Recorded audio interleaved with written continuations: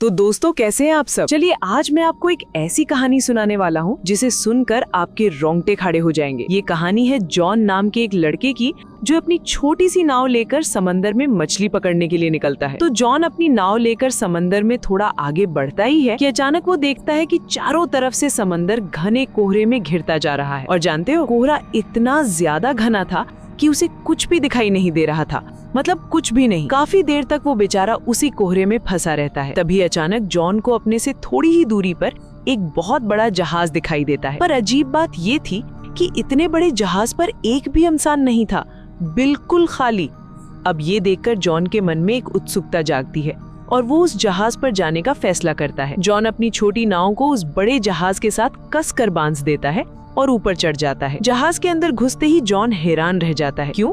क्योंकि अंदर सब कुछ बिल्कुल नॉर्मल लग रहा था, लेकिन वहाँ एक भी इंसान मौजूद नहीं था। और सबसे ज्यादा चौंकाने वाली बात तो ये थी कि जहाज पर लोग भले ही ना हो, पर वहाँ ताज़ा खाना रखा हुआ था। मतलब इंसानों के होने के सारे सबूत थे, पर इंसान ही गायब थे। ये कैसे हो सकता है भला? अब जॉन सोचता है कि चलो जहाज को स्टार्ट करके देखता हूँ। लेकिन जैसे ही वो इंजन रूम में जाकर इंजन ऑन करता है, उसे पता चलता है कि इंजन तो खराब है। अब जॉन और भी हैरान हो जाता है। इतना बड़ा जहाज, उसका इंजन खराब, तो फिर ये गहरे समंदर के बीचों बीच आया कैसे? ये सवाल उसके दिमाग में घूमने लगता है। इसलिए जॉन एक दूरबीन हाथ में लेता है और जहाज के अंदर और बाहर एक छोटी सी छानबीन करने निकल पड़ता है। जॉन को लगता है कि शायद जहाज का मालिक मछली पकड़ने के लिए छोटी नाव लेकर कहीं आसपास ही गया होगा, लेकिन घने कोहरे की वजह से उसे कुछ भी दिखाई नहीं देता। इसके बाद जॉन फिर से कंट्रोल रूम में जाता है और वहाँ रखे ऑडियो मैसेंजर को ऑन करता है। जॉन हेडक्वार्टर को मैसेज भेजता है, ये जहाज समंदर के बीच में फंस गया है, अगर आप में से कोई सुन रहा है तो प्लीज जवाब दीजिए। इसके बाद जॉन फैसला करता है कि वो अपनी छोटी नाव में ही वापस चला जाएगा। पर दोस्तों, यहाँ कहानी में एक ट्विस्ट आता है। वो जब उस जगह जाता है जहाँ उसने अपनी नाव बांधी थी, तो वो देखता है कि उसकी नाव वहाँ है ही नहीं, वो गायब हो चुकी थी। ये देखकर जॉन के तो होश ही उड़ जाते हैं, क्योंकि उसने तो नाव को बहुत अच्छे से बांधा था। अब एक और अजीब घटना होती है। जॉन देखता है कि चारों तरफ का कोहरा अचानक से छट गया है और आसमान बिल्कुल साफ हो चुका है। दोपहर हो गई थी, लेकिन आसपास कोई दूसरा जहाज नजर नहीं आ रहा था। कोई और रास्ता न देखकर उसे मजबूरन वहीं रुकना पड़ता है। अब जॉन वहाँ फंस चुका था, तो वहाँ से निकलने के लिए वो नक्शे की मदद से अपना रास्ता खोजने की कोशिश करता है। मैप से जॉन को ये तो पता चल जाता है कि वो इस वक्त कहाँ है और अपने घर वापस कैसे जा सकता है। लेकिन सबसे बड़ी प्रॉब्लम क्या थी? हाँ, वही जहाज का खराब इंजन। तो अपनी जान बचाकर घर लौटने के लिए उसे पहले इंजन ठीक करना ही होगा। इसके बाद जॉन जहाज का इंजन ठीक करने की कोशिश में लग जाता है और काफी मेहनत के बाद आखिरकार जहाज का इंजन स्टार्ट हो जाता है।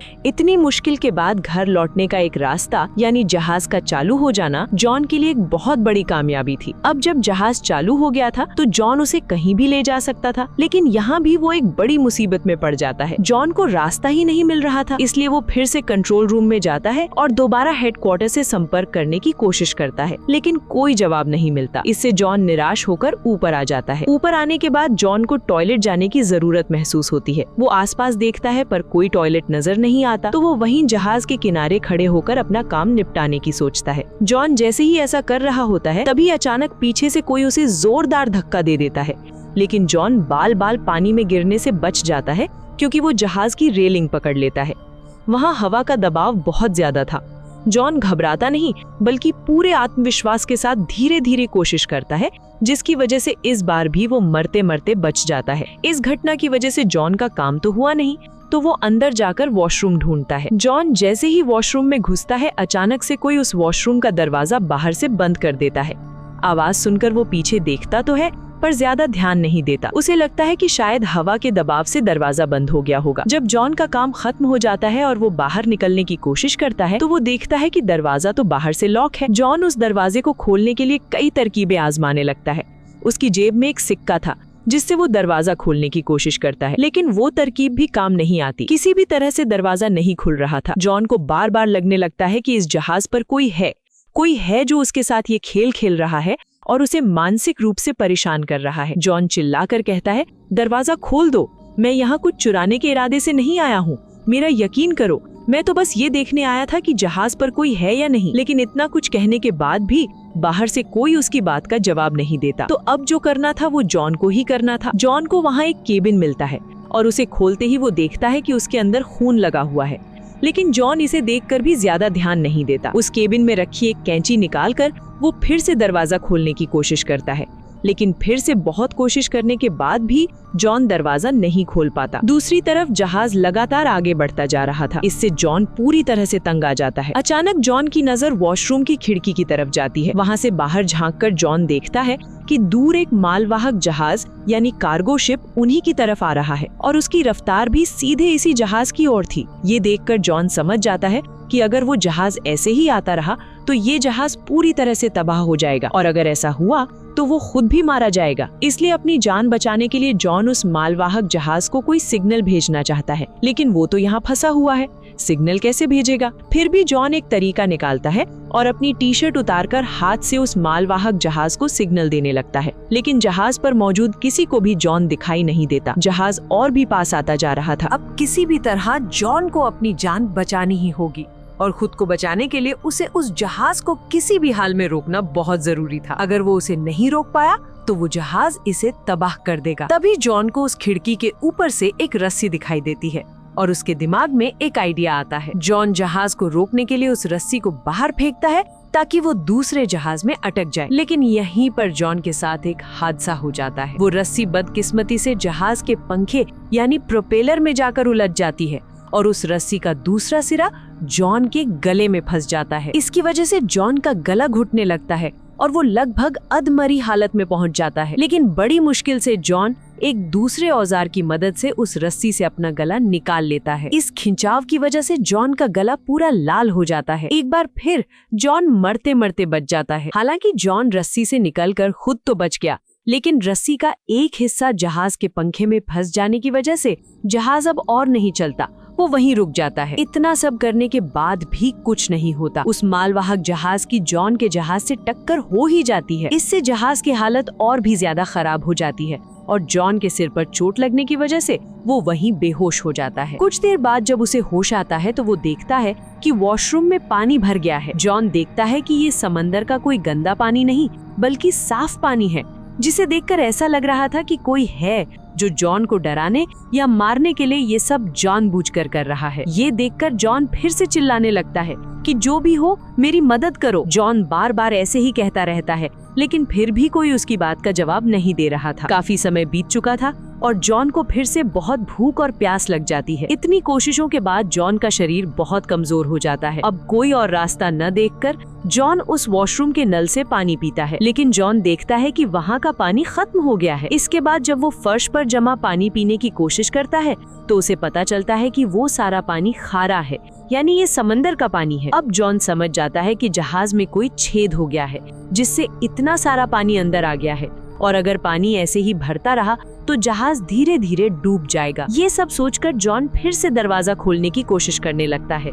दरवाजे को ऐसे लॉक किया गया था मानो किसी ने बाहर से ताला लगा दिया हो। ऐसे ही दोपहर से रात हो जाती है और तभी इस जहाज का ऊपरी सीन दिखाया जाता है, जिसे देखकर लगता है कि कोई अदृश्य शक्ति जहाज को चला रही है और इसका मतलब साफ था, जहाज में कोई शैतानी ताकत है। दूसरी तरफ पानी भरकर एकदम ऊपर तक आने लगता है।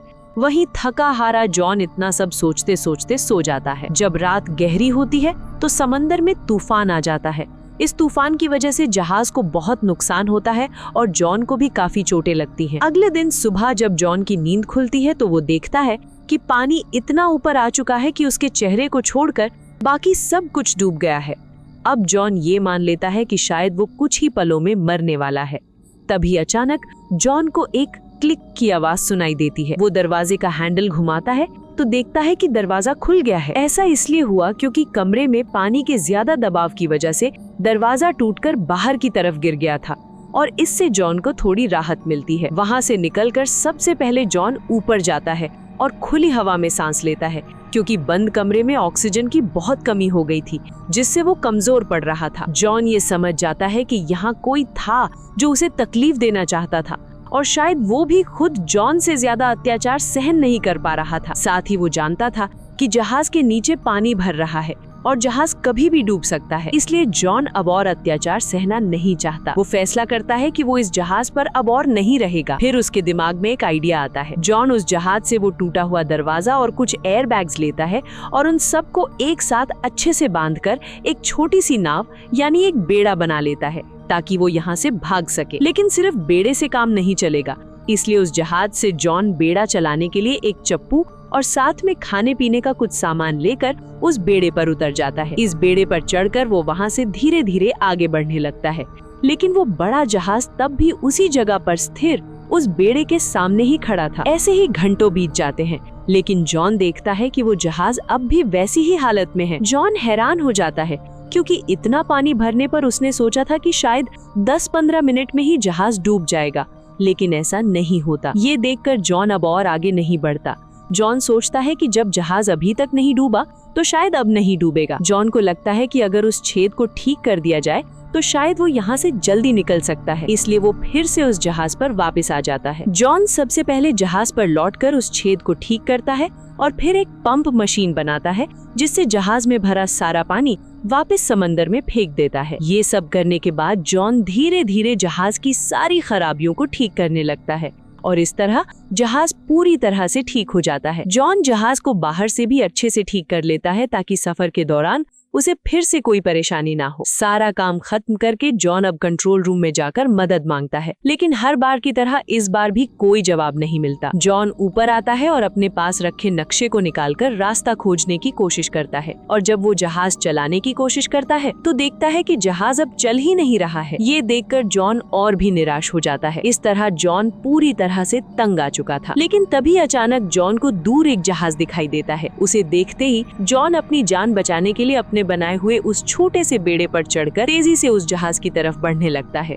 और ठीक उसी वक्त वो बड़ा जहाज अचानक अपने आप चालू हो जाता है और इतनी तेजी से जॉन की तरफ बढ़ने लगता है जैसे उसे कुचलकर मार ही डालेगा। ये देखकर जॉन अपनी रफ्तार बढ़ाता है तो वो जहाज भी अपनी रफ्तार बढ़ा देता है। ये देखकर जॉन खुद को बचाने के लिए उस जहाज के बेड़े से टकराने से ठीक पहले बेड़े से समंदर में छलांग लगा देता है और तैरने लगता है। लेकिन जॉन देखता है कि तब तक वो दूसरा जहाज जा चुका था। अब जॉन अच्छी तरह से समझ जाता है कि उस जहाज में कोई ना कोई शैतानी ताकत है जो जॉन को खुद से दूर नहीं जाने देना चाहती। लेकिन इस बार जॉन फैसला कर लेता है कि वो पानी में मरना मंजूर कर लेगा पर उस जहाज पर वापस नहीं चढ़ेगा। ऐसे ही शाम हो जाती है और वहाँ का तापमान गिरने लगता है। इससे पानी भी बहुत ठंडा होने लगता है और पानी में बहुत सारी डॉल्फिन्स भी थी, इसलिए कोई और रास्ता न देखकर इस बार जॉन उस जहाज पर चढ़ ही जाता है। जॉन का शरीर इतना खराब हो चुका था कि उसमें अब कुछ सोचने की भी ताकत नहीं बची थी। जॉन एक कंबल ओढ़कर एक कमरे में जाकर सो जाता है। अगले दिन जब वो सोकर उठता है और वहाँ से फिर से भागने की कोशिश करता है तो देखता है कि उस कमरे के दरवाजे पर भी ताला लगा हुआ है। ये सब देखकर जॉन अब निराश हो जाता है और समझ ही नहीं पाता कि आखिर उसके साथ हो क्या रहा है। जॉन को अचानक उस कमरे में एक छोटा सा केबिन दिखता है जहाँ से ऊपर जाने का रास्ता था और वहीं जॉन को एक स्केलेटन जैसी चाबी भी मिलती है जिससे वो शायद उसे खोलकर बाहर निकल सकता था। जॉन कमरे से उस केबिन में घुस जाता है और वहाँ बहुत कम जगह थी क्योंकि वो स्टोरेज एरिया था और इस स्टोरेज एरिया से जॉन बार बार ऊपर चढ़ने की कोशिश कर रहा था पर बार बार गिर रहा था और उसे चोट लग रही थी। वो ऐसे ही बार बार कोशिश करता रहता है, फिर भी हार नहीं मानता और ऊपर चढ़कर जॉन उस स्केलेटन चाबी से ताला खोलने की कोशिश करता है। लेकिन जॉन किसी भी तरह उसे खोल नहीं पा रहा था। ऐसा लग रहा था जैसे उसे सील कर दिया गया हो। काफी समय बीत जाने की वजह से